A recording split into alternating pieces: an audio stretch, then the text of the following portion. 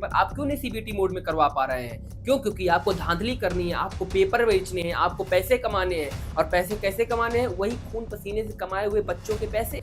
तो इस देश के शिक्षा मंत्री भागते हुए दिखाई दिए। अरे ऐसे भाग रहे हैं आप इस्तीफा दीजिए पहले, फिर भाग करके जाइए, आपको कौन पूछ रहा है? क्या इस देश का युवा अब सिर्फ पेपर में बैठ करके वापस बेरोजगार होने के लिए बैठा है?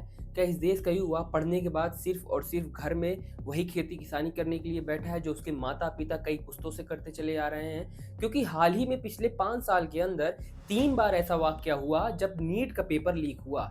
और नीट का पेपर लीक होता है तो इसका मतलब है 20 से 25 लाख युवा के सीधे जीवन पर इसका असर पड़ता है।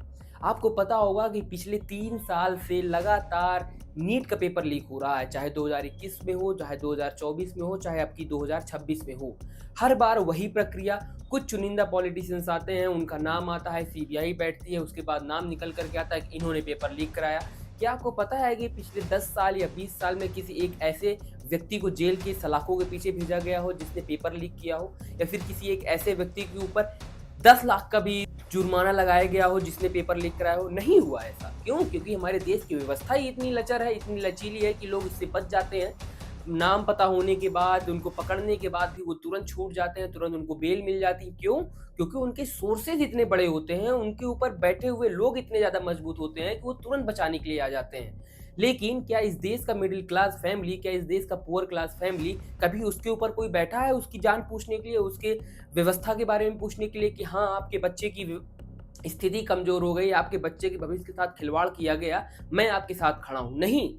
आज जब पत्रकारों ने इस देश के शिक्षा मंत्री धर्मेंद्र प्रधान से पूछा कि महोदय बताइए, क्वेश्चन पेपर लीक हो गया, इस पर आपका क्या वक्तव्य है? तो इस देश के शिक्षा मंत्री भागते हुए दिखाई दिए। अरे ऐसे भाग रहे हैं आप इस्तीफा दीजिए पहले, फिर भाग करके जाइए, आपको कौन पूछ रहा है?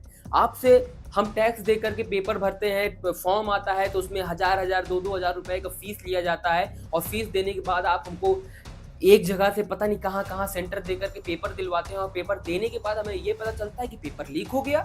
लीक करने वाले भी कौन हैं? वही पॉलिटिशियंस, वही बिल्डर, वही बड़े-बड़े उद्योगपति के लोग, वही बड़े-बड़े उद्योगपति के लड़के बच्चे, जिनको पास कराने के लिए क्वेश्चन पेपर आउट कराया जाता है, बाद में पूरे देश में सर्कुलेट हो जाता है और सर्कुलेट होने के बाद कहीं 1 लाख में, कहीं 2 लाख में, कहीं 5 लाख में, कहीं-कहीं तो 5,000 तक में अब की बार टेलीग्राम में पासवर्ड डालिए, 5,000 दीजिए और पीडीएफ पा जाइए। ऐसी व्यवस्था तक अब की बार मिल गई है। सोचिए कि घर-घर तक पेपर लीक होकर के पहुँच गया और इस देश के एनटीए जैसी संस्थान को पता तक नहीं चला कि भैया हमारा पेपर लीक हो गया है। वो तो राजस्थान एसटीएफ ने ये पता लगाया कि यहाँ पर जो है बड़े स्तर पर इसका पेपर लीक हुआ है, तब जाकर के एनटीए ने स्वीकार किया और नीट का पेपर रद्द कर दिया। रद्द करके बहुत बड़ा उन्होंने किला जीत लिया है, ऐसा उनको लगता है। अरे उनसे कोई जाकर के पूछे, जब आप इस देश के बच्चों के साथ, भविष्य के साथ खिलवाड़ कर रहे हैं, तो क्या आपको ये समझ में नहीं आ रहा है कि पेपर लीक हो गया है, पहले ही हम क्वेश्चन पेपर चेंज कर दें?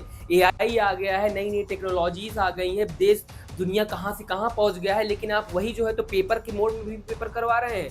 आप ही एनटीए ही है ना जो 2 पेपर करवाता है, एक जेईई का पेपर करवाता है, दूसरा नीट का पेपर करवाता है। कभी भी हमने नहीं सुना कि जेईई का पेपर लीक होता हो। क्यों? क्योंकि वो सीबीटी मोड में होता है, उसमें और भी ज़्यादा प्रोटोकॉल्स होते हैं, वो लीक होने के चांसेस कम है।